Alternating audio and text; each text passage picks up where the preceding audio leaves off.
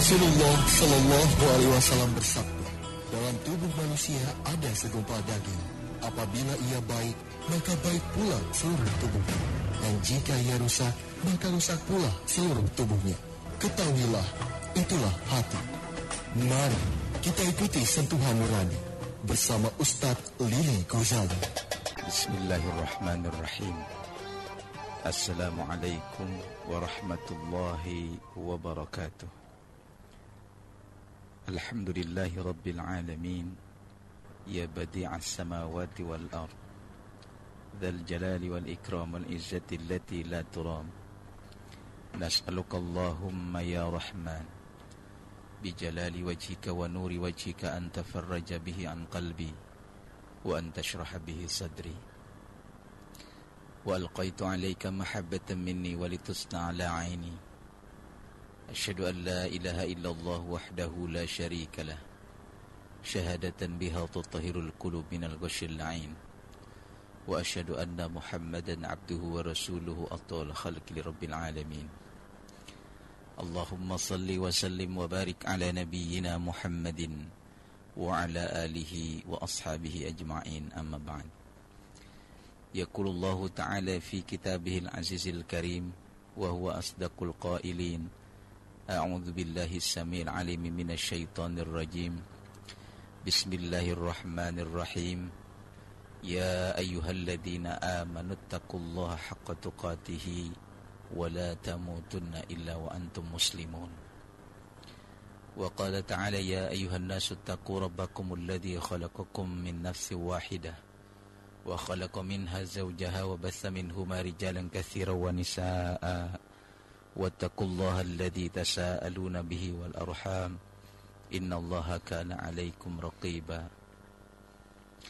Wa qala ta'ala ya ayyuhalladzina amanu taqullaha wa qulu qawlan sadida yuslih lakum a'malakum wa yaghfir lakum dhunubakum wa may yuti'illaha wa rasulahu faqad faza fawzan 'azima. Saudaraku yang dirahmati Allah Subhanahu wa taala, puji serta syukur marilah kita panjatkan kepada Allah yang tiada henti memberi dan mengaruniai kita nikmat dari berbagai macam nikmat yang tidak terhitung dan terbilang, yang merupakan nikmat yang tentunya kita mengharapkan agar terus nikmat itu ada dalam diri kita. Oleh karenanya, berkenaan dengan itu, sebagaimana Allah telah perintahkan kepada kita, jikalau kita ingin nikmat ini terus kita dapatkan, bahkan dengan bertambahnya waktu, bertambah besar dan bertambah banyak nikmat itu, maka kita harus bersyukur. Allah Subhanahu wa ta'ala telah berfirman, la in syakartum la azidannakum wa la in kafartum inna adzabi lasyadid. Jikalau kalian bersyukur, maka pasti akan aku tambah nikmatku kepada kalian. Sebaliknya kalau kalian kufur terhadap nikmatku, inna adzabi lasyadid, sesungguhnya adabku amat sangat pedih. Oleh karena itu, saudaraku yang dirahmati Allah, mari kita senantiasa beribadah kepada Allah, karena ibadah ini adalah merupakan bukti rasa syukur kita kepadanya. Allah yang senantiasa memberi dan mengaruniai kita nikmat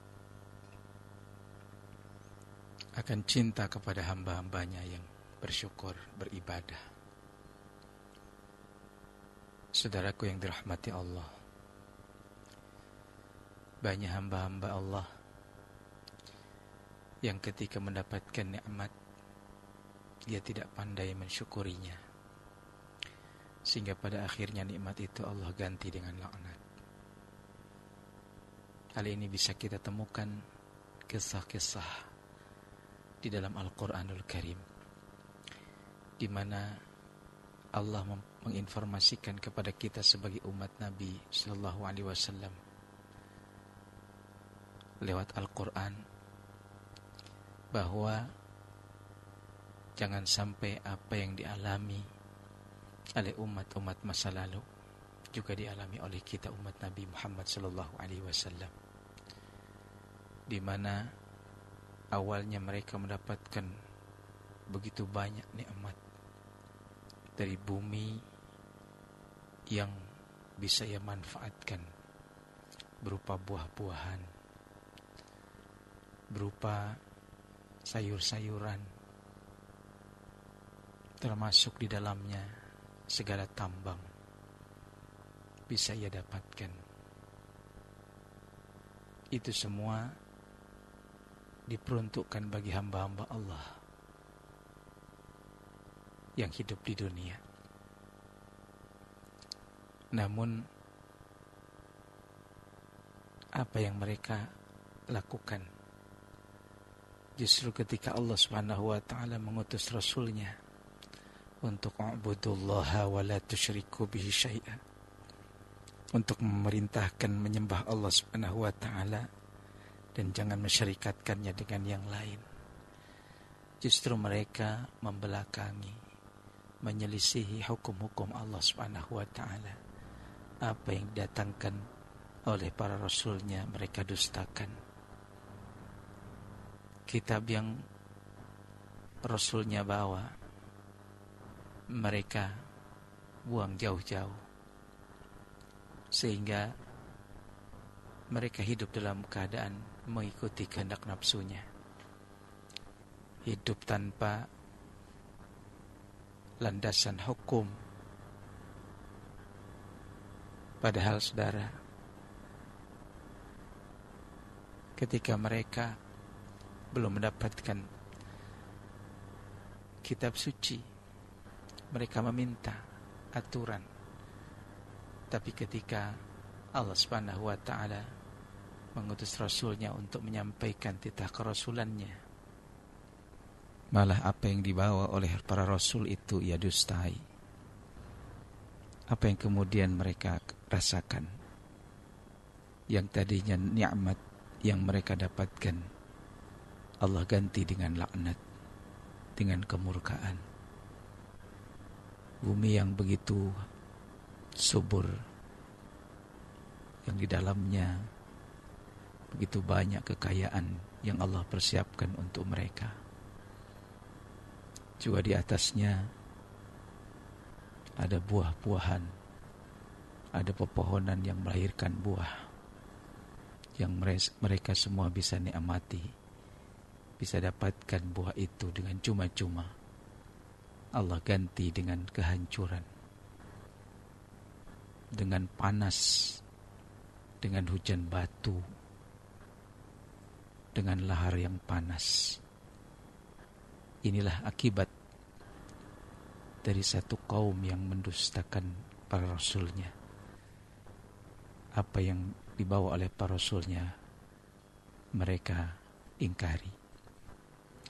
Saudaraku, hal ini bisa terjadi kepada kita umat di akhir zaman ini. Tidak menutup kemungkinan kalau amalan kita persis atau sama dengan amalan-amalan umat masa lalu yang tadinya diberikan oleh Allah Subhanahu wa taala begitu banyak nikmat, kemudian Allah ganti dengan laknat akibat kekufuran yang mereka lakukan. Saudaraku yang dirahmati oleh Allah, oleh karenanya mari kita hiasi waktu-waktu yang Allah amanahkan dalam hidup kita ini untuk semata mengabdi dan beribadah kepada Allah Subhanahu wa taala. Jangan menuruti hawa nafsu. Jangan mengikuti propaganda yang disebarluaskan oleh setan. Karena kalau Allah Subhanahu wa taala sudah ia ingkari, sudah ia lalaikan apa yang menjadi titah perintahnya, maka yang akan terjadi adalah kehancuran, Saudaraku yang dirahmati Allah Subhanahu wa taala. Kita lanjutkan bahasan kita tentang amalan-amalan yang biasa dilakukan oleh hamba-hamba Allah Subhanahu wa taala. Dan seolah amalan itu adalah amalan yang biasa, tanpa melahirkan dosa, tapi sejatinya adalah amalan yang melahirkan dosa kepada Allah Subhanahu wa taala. Di antaranya adalah tiarah. Tiarah adalah merasa bernasib sial atau meramal nasib buruk karena melihat burung, binatang lainnya, atau apa saja yang mereka jadikan media. Allah berfirman dalam surah Al-A'raf ayat 131. A'udzu billahi samil alim minasyaitonir rajim. Fa idza ja'atsumul hasanatu qalu lana hadhihi wa in tusibhum sayyi'atu yatayyaru bi Musa wa man ma'ah. Wallahu a'lam bimuradihi. Kemudian apabila datang kepada mereka kemakmuran, mereka berkata, ini adalah karena usaha kami. Dan jika mereka ditimpa kesusahan, mereka lemparkan sebab kesialan itu kepada Musa dan orang-orang yang besertanya. Saudaraku, inilah karakteristik orang-orang pembangkang terhadap hukum-hukum Allah Subhanahu wa taala. Mereka menghiasi diri dengan kesombongan, kecongkakan. Apa yang Allah berikan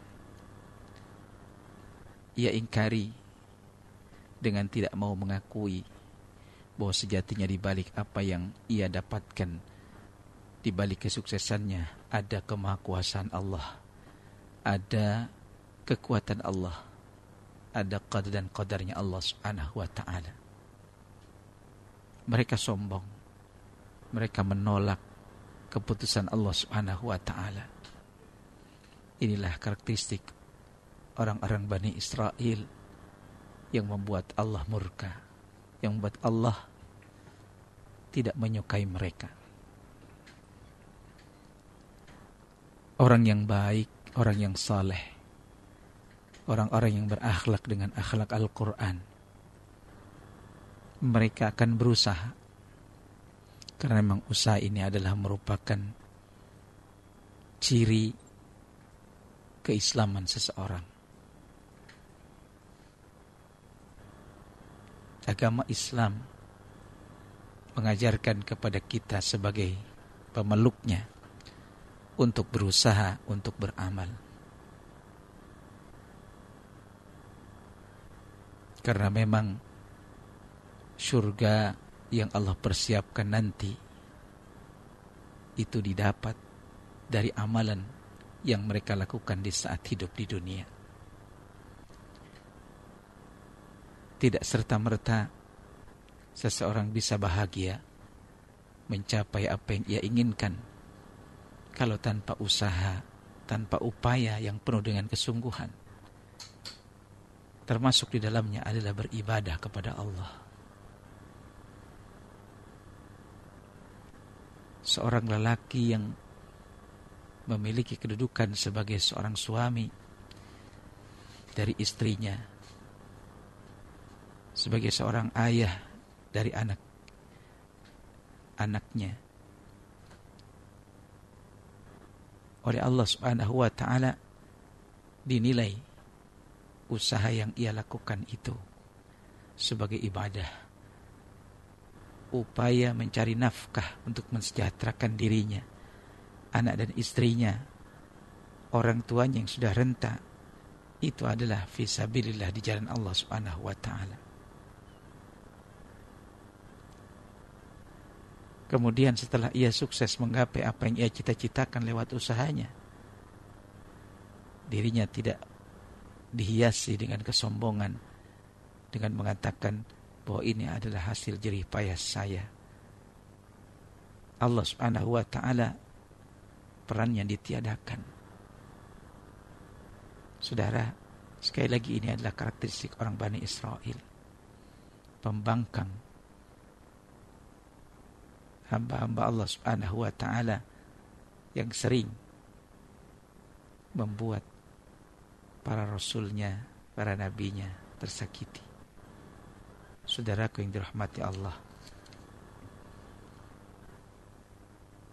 Kemudian jika ia ditimpa kesusahan, mereka lemparkan sebab kesusahan itu kepada Musa dan orang-orang yang besertanya.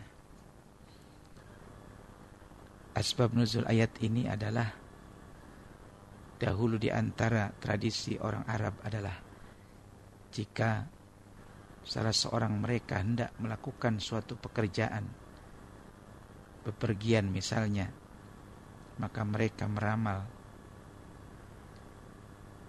peruntungannya dengan burung.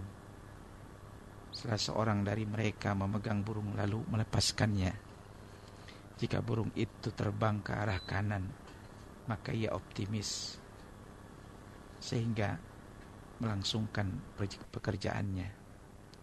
Sebaiknya jika burung itu terbang ke arah kiri, maka ia merasa bernasib sial dan mengurungkan pekerjaan yang diinginkannya itu.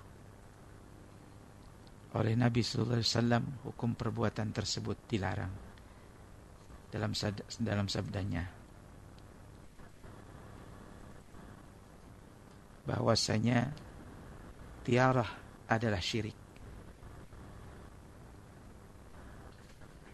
termasuk ke dalam kepercayaan yang diharamkan oleh Allah Subhanahu wa ta'ala, yang juga menghilangkan kesempurnaan tauhid adalah merasa bernasib sial dengan bulan-bulan tertentu, seperti tidak mau melakukan pernikahan pada bulan Safar.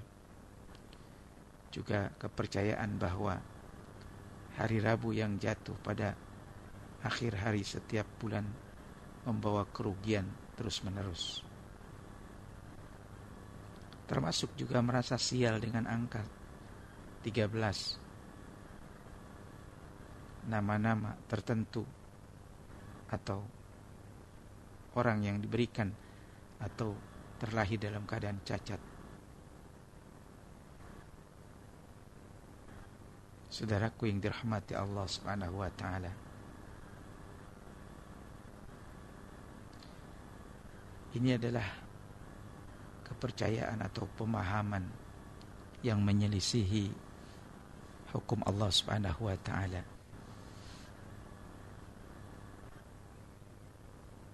Di antara hukum-hukum tadi, di antara perihal ataupun amalan-amalan tadi, hukumnya haram dan termasuk perbuatan syirik. Dan Rasulullah sallallahu alaihi wasallam berlepas diri dari mereka, sebagaimana disebutkan dalam hadis riwayat Imran bin Husnain, bahwasanya laisa minna man tatayyara wa la tutayyara lahu wa la takahhana wa la tukuhina lahu. Tidak termasuk golongan kami orang-orang yang melakukan atau meminta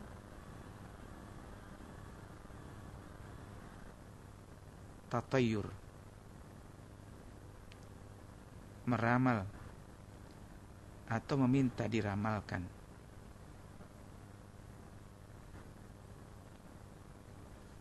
Dan saya kira beliau juga bersabda, au sahara au suhira lahu,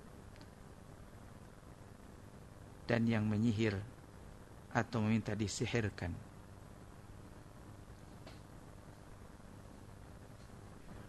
Orang yang terjerumus melakukan hal-hal tadi tentunya dia harus membayar kafarah, sebagaimana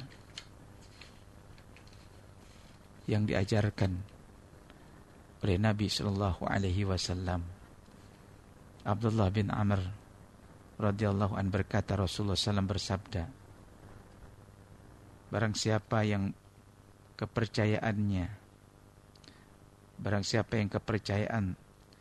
tiarahnya mengurungkan hajat yang hendak dilakukannya, maka dia telah berlaku syirik.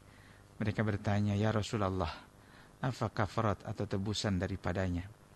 Beliau bersabda, hendaknya salah seorang dari mereka mengatakan, ya Allah, tiada kebaikan kecuali kebaikan dari Engkau, tiada kesialan kecuali kesialan dari Engkau, dan tidak ada sembahan yang hak selain Engkau. Mereka merasa pesimis dan bernasib sial merupakan salah satu tabiat jiwa manusia. Suatu saat perasaan itu menekan begitu kuat dan pada saat lain melemah. Penawarnya yang paling ampuh adalah tawakal kepada Allah Subhanahu wa taala. Abdullah bin Mas'ud radhiyallahu anhu pernah berkata, "Wa ma minna," dan tiada seorang pun di antara kami, illa fi nafsihi syai'un min dzalik, kecuali di antara kita telah terjadi di dalamnya, di dalam jiwanya, sesuatu dari hal ini. Walakinnallah yudhibuhu bitawakkuli, hanya Allah Subhanahu wa taala menghilangkannya dengan tawakal kepadanya. Saudaraku yang dirahmati Allah, intinya Islam mengajarkan kepada kita untuk meminta segala-galanya kepada Allah, meminta sukses, meminta diselamatkan dari hal-hal yang merugikan diri kita, dari sial dan yang lainnya. Dan jangan menyambung atau menghubungkan kegagalan atau kesusahan dengan sesuatu yang mengindikasikan atau menghantarkan diri kita menjadi orang yang seolah tidak percaya kepada Allah Subhanahu wa taala atau tidak percaya kepada Allah. Sebab tidak sedikit, saudara, pemahaman ini mengakar mendaging di masyarakat kita. Masih percaya kepada hari-hari yang di dalamnya ada mengandung sial, tanggal-tanggal yang di dalamnya mengandung sial. Padahal dengan memohon kepada Allah agar diberikan kesuksesan, dan juga meminta kepada Allah agar dijauhkan dari kesusahan, kegagalan, tentunya adalah merupakan sesuatu yang diajarkan oleh Allah Subhanahu wa taala dan Rasul-Nya. Senantiasa berprasangka baik kepada Allah adalah ajaran Rasul sallallahu alaihi wasallam. Apa yang kita lakukan yang baik, maka akan baik pula kembalinya untuk kita. In ahsantum li anfusikum wa in asa'tum falaha. Jikalau melakukan keburukan, maka keburukan itu akan kembali madaratnya kepada kita. Selama kita menjadikan Allah Subhanahu wa taala sebagai penolong kita, sebagai tujuan dari setiap apa yang kita lakukan, maka insyaallah kegagalan itu akan jauh dari diri kita. Kesusahan, kesedihan tentunya akan Allah jauhkan dari kenyataan hidup yang kita alami. Sekali lagi berbaik sangkalah kepada Allah. InsyaAllah apa yang kita alami, kalau itu kesulitan, akan secepatnya diganti dengan kemudahan, Kalau itu kesedihan, akan Allah ganti secepatnya dengan kebahagiaan. Saudaraku yang dirahmati Allah Subhanahu wa ta'ala. Kemudian juga termasuk amalan yang sering dilakukan oleh setiap hamba Allah Subhanahu wa ta'ala, dan seolah orang tersebut, hamba-hamba Allah Subhanahu wa ta'ala tersebut, merasakan bahwa amalan itu adalah amalan yang biasa, yang tidak menghasilkan dosa. Padahal sejatinya amalan tersebut adalah amalan yang dilarang oleh agama. Saudaraku yang dirahmati Allah Subhanahu wa ta'ala, Allah bersumpah dengan nama apa saja yang Ia kehendaki dari segenap makhluknya. Kita bisa saksikan, kita bisa baca di dalam Al-Quran. Allah bersumpah dengan matahari. Allah bersumpah dengan waktu duha. Allah bersumpah dengan bulan. Allah bersumpah dengan waktu. Allah Subhanahu wa ta'ala bersumpah dengan nama apa yang Ia kehendaki dari segenap makhluknya. Memang itu dibolehkan. Sementara makhluk tidak dibolehkan bersumpah dengan nama selain Allah Subhanahu wa ta'ala. Namun saudara, bila kita saksikan dalam kenyataan sehari-hari betapa banyak orang yang bersumpah dengan nama selain Allah Subhanahu wa ta'ala. Sumpah adalah salah satu bentuk pengagungan. Karenanya ia tidak layak diberikan melainkan hanya kepada Allah Subhanahu wa ta'ala. Dalam sebuah hadis marfu dari Ibnu Umar diriwayatkan, "Ala innallaha yanhaakum an tahlifu bi abaikum man kana halifan." Ketahuilah sesungguhnya Allah melarang kalian bersumpah dengan nama nenek moyang kalian. Man kana halifan, barang siapa yang bersumpah, hendaknya ia bersumpah billah dengan nama Allah, aw liyasmut, atau diam.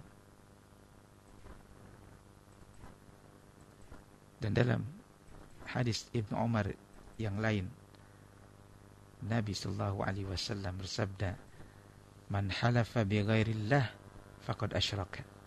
Barang siapa yang bersumpah dengan nama selain Allah, maka sejatinya ia sudah musyrik. Dalam hadis yang lain, Nabi sallallahu alaihi wasallam juga bersabda, "Man halafa bil amanati falaysa minna." Barang siapa yang bersumpah demi amanah, maka dia tidak termasuk golonganku. Karena itu saudara, tidak boleh bersumpah demi Ka'bah, demi kemuliaan dan demi pertolongan. Juga tidak boleh bersumpah dengan berkah atau hidup seseorang. Tidak pula dengan kemuliaan Nabi, para wali, nenek moyang, atau bahkan anak yang tertua. Semua itu adalah diharamkan oleh Allah Subhanahu wa ta'ala. Kemudian barang siapa yang terjerumus melakukan sumpah tersebut, maka kafarahnya adalah membaca la ilaha illallah. Sebagaimana disebutkan dalam sebuah hadis sahih, "Man halafa faqala fi halafihi billata wal uzza falyaqul la ilaha illallah." Barang siapa bersumpah, kemudian dalam sumpahnya ia berkata demi Lata dan demi Uzza, maka hendaknya ia mengucapkan kembali la ilaha illallah. Tidak ada ilah, tidak ada Tuhan melainkan Allah Subhanahu wa ta'ala.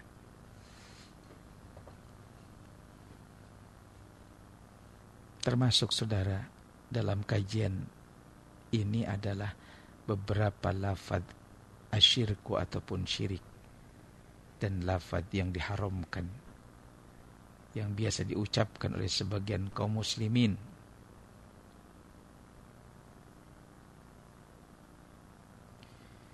Di antaranya, saudara, aku berlindung kepada Allah dan kepadamu, atau saya bertawakal kepada Allah dan kepadamu. Ini adalah dari Allah dan darimu. Tak ada lain bagiku selain Allah dan kamu. Di langit cukup bagiku Allah, dan di bumi cukup bagiku kamu. Kalau bukan karena Allah dan fulan, saya berlepas diri dari Islam. Wahai waktu yang sial, alam berkehendak lain. Inilah ungkapan-ungkapan ataupun lafaz-lafaz yang bisa mengarah kepada kemusyrikan, yang harus kiranya kita jauhkan dari diri kita, dari lidah kita. Saudaraku yang dirahmati Allah Subhanahu wa taala,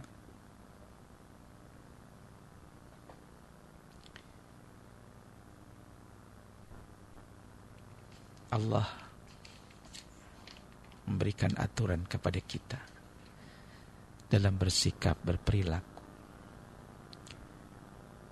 dalam rangka kemaslahatan umat. Oleh karena itu, jangan salah penafsiran, atau jangan salah sangka, jangan suudzon ketika Allah menghukumi sesuatu. Haramkah atau makruhkah? Sejatinya bahwa semua yang Allah tentukan itu adalah untuk kemaslahatan umat, untuk kebaikan kita sebagai khalifah fil ardh, sebagai hamba Allah yang diamanahkan untuk mengurus alam dunia ini.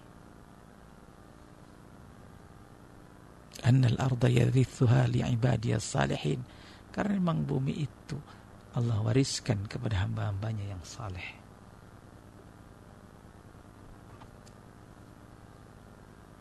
Apa yang Allah larang, tinggalkan. Jangan bertanya, jangan mencari sebab. Sehingga kalau sudah ditemukan sebabnya, kalau memang rasional, ia akan meninggalkan apa yang Allah larang. Kalau kira tidak rasional, yang dilarang itu akan ia tabrak, artinya tidak akan ia pedulikan. Na'udzubillah, tsumma na'udzubillahi min dzalik. Oleh karena itu, saudaraku yang dirahmati Allah, hiasi diri dengan ilmu, dengan pemahaman mana yang halal, mana yang haram, mana yang makruh, mana yang sunnah, agar kita bisa memilah dan memilih amalan-amalan yang kita lakukan, sampai pada akhirnya kita merasa yakin bahwa amalan yang dilakukan itu bisa menghantarkan diri kita menjadi penghuni surganya Allah Subhanahu wa ta'ala. Saudaraku yang dirahmati Allah Subhanahu wa ta'ala, berbaik sangka kepada Allah menjadi modal dasar kesuksesan di masa yang akan datang. Dalam berjuang, pasti berdasarkan sunnatullah akan menemukan kesulitan, akan mendapati hambatan. Pasti, saudara. Tidak ada yang terlepas dari itu. Namun ketika dalam diri ini kita tanamkan husnudzan, berbaik sangka selalu kepada Allah, kalaupun hadir dalam perjuangan kita ini rintangan, hambatan, tantangan, gangguan, pada akhirnya kita akan mendekatkan diri kepada Allah sedekat-dekatnya. kita akan curahkan isi hati kita, terutama dalam menghadapi persoalan itu hanya kepada Allah, sang pemilik masalah, sang pemilik musibah, sang pemilik segalanya. Sehingga yang akan didapat adalah jalan keluar. Karena tidak sedikit saudara-saudara kita yang ingin keluar dari problematika kehidupannya. Ia salah meminta kepada siapa ia harus meminta solusi, kepada siapa ia harus mencurahkan isi hatinya yang selama ini gundah gulana akibat persoalan, akibat musibah yang dihadapi. Kalau Allah Subhanahu wa taala yang kita datangi lewat salat malam, lewat munajat kita pada waktu di mana Allah membuka pintu langit, di mana Allah mempersiapkan pintu taubat, di mana Allah membuka berbagai macam solusi atas persoalan yang sedang dihadapi, maka insyaallah wa qur rabbi adkhilni mudkhala sidq wa akhrijni mukhraja sidq waj'al li min ladunka sultanan nasira. Allah justru akan hadir sebagai penolong atas persoalan-persoalan yang sedang kita hadapi. Saudaraku yang dirahmati Allah, terus beramal dengan penuh kesungguhan dan dilandasi dengan ilmu dan keikhlasan. InsyaAllah kini dan akan datang keimanan Anda, keimanan kita semua akan semakin kuat. Amalan kita akan terus bertambah dari sisi kualitas dan kuantitasnya, sebagai bekal kita menghadapi kematian yang tidak ada satupun hamba Allah yang diinformasikan kapan dan di bumi mana Allah akan panggil ia dengan kematian. Khudh ma safa da'ma kadar. Dakta Radio, bijak menghargai, cerdas menghormati. Usikum wa nafsi bitaqwallah. Wassalamualaikum warahmatullahi wabarakatuh.